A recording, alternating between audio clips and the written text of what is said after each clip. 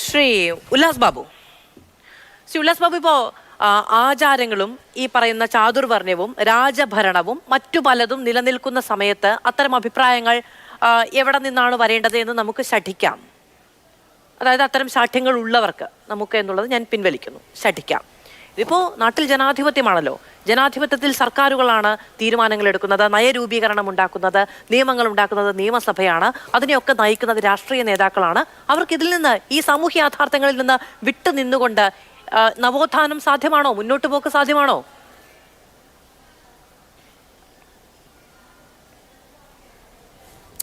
മധു, നമുക്ക് ഒരു കാര്യം ചർച്ച ചെയ്യാം.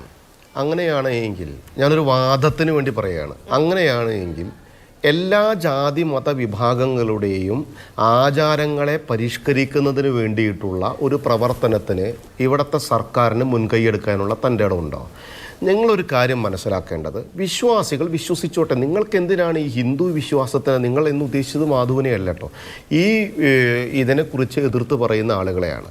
ആചാരങ്ങളിൽ പരിഷ്കാരം വരുത്തണമെന്നുണ്ടെങ്കിൽ ആ ആചാരങ്ങളെ അംഗീകരിക്കുന്നവരായിരിക്കണം അതിൽ ആവശ്യപ്പെടേണ്ടത്.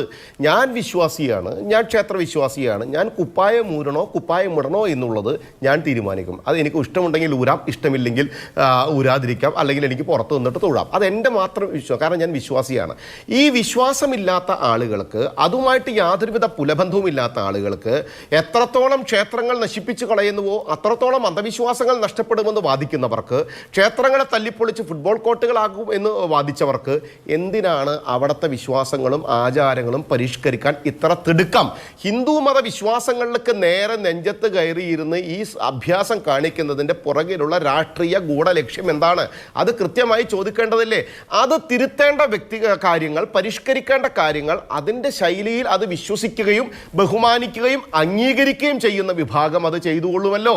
അല്ല എങ്കിൽ ഇനി ജനാധിപത്യ ശൈലിയിലാണ് നിങ്ങൾ ഇതിനെ പരിഷ്കരിക്കാൻ തീരുമാനിക്കുന്നത് എങ്കിൽ എല്ലാ വിഭാഗങ്ങളുടെയും കാര്യങ്ങളെടുക്ക്, എല്ലാ വിഭാഗങ്ങളുടെയും വിശ്വാസ ശൈലി എടുക്ക്, എല്ലാ വിഭാഗങ്ങളുടെയും ക്ഷേത്രീയ ശൈലികളെടുക്ക്, എല്ലാ ദേവാലയങ്ങളുടെയും കാര്യങ്ങളെടുക്ക്, അതൊക്കെ ചർച്ച ചെയ്ത് അതൊക്കെ പരിഷ്കരിക്കാൻ ഇവർ തയ്യാറുണ്ടോ?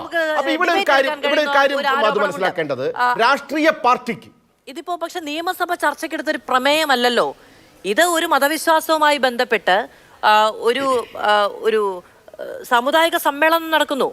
അവിടെ ഉന്നയിക്കപ്പെട്ട ഒരു ചിന്ത, അതിലൊരു അഭിപ്രായ പ്രകടനം നടത്തുന്നു. അങ്ങ് പറഞ്ഞത് ശരിയാണ്. അങ്ങനെയാണെങ്കിൽ എല്ലാ ഇടങ്ങളിൽ നിന്നും കാലാനുസൃതമായ എല്ലാ ആചാരങ്ങളെയും പരിഷ്കരിക്കണം എന്ന രീതിയിൽ ഒരു നിയമനിർമ്മാണമോ ഒരു നയരൂപീകരണമോ സാധ്യമാണ്. അങ്ങനെയുണ്ടെങ്കിൽ നിങ്ങൾക്ക് ചെയ്യുമെന്ന് ഉന്നയിക്കാം. ഇത് പക്ഷെ വേദി അതല്ല, നിയമസഭയിലെ പ്രമേയ അവതരണമോ ചർച്ചയോ അല്ല. ഇത് ഉന്നയിക്കപ്പെട്ട, ഈ പറയുന്ന സമുദായത്തിൽ നിന്ന് തന്നെ ഉന്നയിക്കപ്പെട്ട ഒരു വിഷയത്തിൽ ഒരു അഭിപ്രായ പ്രകടനം മാത്രമല്ലേ ഉണ്ടായുള്ളൂ.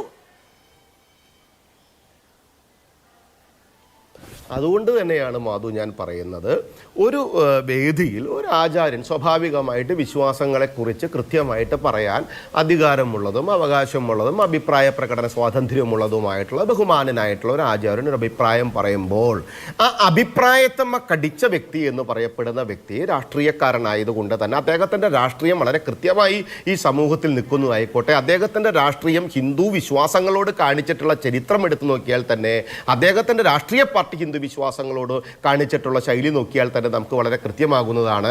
അദ്ദേഹം എന്തിന് ഈ സമയത്ത് ഇതിൽ കടിച്ചതൊരു ചർച്ചാ വിഷയത്തിലേക്ക് ഇടുന്നു എന്നുള്ളത് നമ്മളൊന്ന് പരിശോധിച്ചാൽ മനസ്സിലാകും. രാഷ്ട്രീയ ലക്ഷ്യം അതിൻ്റെ പുറകിലുണ്ട്. അങ്ങനെ രാഷ്ട്രീയ ഗൂഢലക്ഷ്യങ്ങൾക്ക് അടിമപ്പെടുത്തി കൊടുക്കാനുള്ളതല്ല ഈ വിശ്വാസങ്ങളും വിശ്വാസ പ്രമാണങ്ങളും ആചാരങ്ങളും അനുഷ്ഠാനങ്ങളും ഞങ്ങളുടെ ക്ഷേത്രങ്ങളും എന്നുള്ള ഒരു സംശയമില്ലാത്ത കാര്യങ്ങൾ ഞങ്ങൾ ഉറച്ചു നിൽക്കുന്നു. രാഷ്ട്രീയക്കാർക്ക് കയറി നിരങ്ങി അഭിപ്രായം പറഞ്ഞ്, വിശ്വാസമില്ലാത്ത രാഷ്ട്രീയക്കാർക്ക്, വി.ഡി. സതീശൻ അഭിപ്രായം പറഞ്ഞു, വി.ഡി. സതീശൻ വിശ്വാസിയാണ്, അദ്ദേഹത്തിന് അഭിപ്രായം പറയാനുള്ള അധികാരമുണ്ട്. ഗണേഷ് കുമാർ വിശ്വാസിയാണ്, ഗണേഷ് കുമാർ ഈ വിഷയത്തെ തിരുത്തി പറഞ്ഞില്ല, ഗണേഷ് കുമാറിന് അത് പറയാനുള്ള അവകാശമുണ്ട്. CPIM-ന് പിണറായി വിജയൻ അത് പറയാൻ അവകാശമില്ല എന്ന് പറയപ്പെടുന്നത് അവർ ഇതിനെ നഖശികാന്തം എതിർത്ത് ഇതിനെ നശിപ്പിക്കണമെന്ന് വിശ്വസിച്ച് നടക്കുന്ന ഒരു വിഭാഗമാണെന്ന്, അവർ ഈ വിഗ്രഹാരാധന പോലും അംഗീകരിക്കാത്ത ആളുകളാണ് എന്ന്, അവർക്ക് ഇതിൽ അഭിപ്രായം പറയാൻ അവകാശമില്ല എന്നുള്ളത് കൃത്യമായിട്ട് തന്നെ ഞങ്ങളുടെ അഭിപ്രായം പറയുന്നു. രണ്ട്, അവർ ഇതിൽ അഭിപ്രായം പറഞ്ഞുവെങ്കിൽ അതിൻ്റെ പുറകിലുള്ള രാഷ്ട്രീയ കളികൾ കൂടി നമ്മൾ മനസ്സിലാക്കേണ്ടിയിരിക്കുന്നു. പ്രൈം ടൈം ചർച്ചയിലേക്ക് വലിച്ചിഴക്കാൻ മാത്രമുള്ളതല്ല ഹിന്ദു വിശ്വാസം എന്ന് പറയപ്പെടുന്നത്. നിങ്ങൾ നേരത്തെ പറഞ്ഞ പോലെ ഓരോരുത്തരുടെയും വിശ്വാസങ്ങളിലുള്ള ആചാരങ്ങളിലുള്ള തെറ്റുകളും ശരികളും നിങ്ങൾ പരസ്പരം നിരത്ത്. മധു ഒറ്റ കാര്യം സ്വാഭാവികമായും ഒരു രാഷ്ട്രീയ പ്രസ്ഥാനത്തെ പ്രതിരോധിച്ചുകൊണ്ട് സംസാരിക്കേണ്ട ഉത്തരവാദിത്തം എനിക്കില്ല. ഈ വിഷയമാണ് നമ്മൾ ചർച്ച ചെയ്യുന്നത്. നമ്മൾ CPM-നെ അറിയിച്ചിരുന്നു. ഇന്ന് മറ്റൊരു വിഷയം ചർച്ചയാവുകയാണെങ്കിൽ മാത്രമേ അതിഥികളെ നൽകുകയുള്ളൂ എന്ന തീരുമാനമാണ് പാർട്ടി കൈക്കൊണ്ടത്. പാർട്ടി കൈക്കൊള്ളുന്ന തീരുമാനം അല്ലെങ്കിൽ അതിനനുസരിച്ച് ചർച്ച ക്രമീകരിക്കാൻ ഉള്ള എഡിറ്റോറിയൽ പോളിസി അല്ല നമ്മുടേത് എന്നുള്ളത് കൊണ്ട് CPM-ന്റെ അതിഥി ഈ ചർച്ചയിൽ ഇല്ല. അതുകൊണ്ട് തന്നെ ഇത്തരം രാഷ്ട്രീയ ആരോപണങ്ങൾ ഉയരുക സ്വാഭാവികമാണ്. മറുപടി പറയേണ്ട പ്രതിരോധിക്കേണ്ട ഉത്തരവാദിത്തം എനിക്കില്ല എന്ന് പറയുകയായിരുന്നു. ഏകപക്ഷീയമായ ചർച്ച പോകുന്നു എന്ന ചിന്തയുള്ളവർക്കുള്ള മറുപടിയാണ് അത്.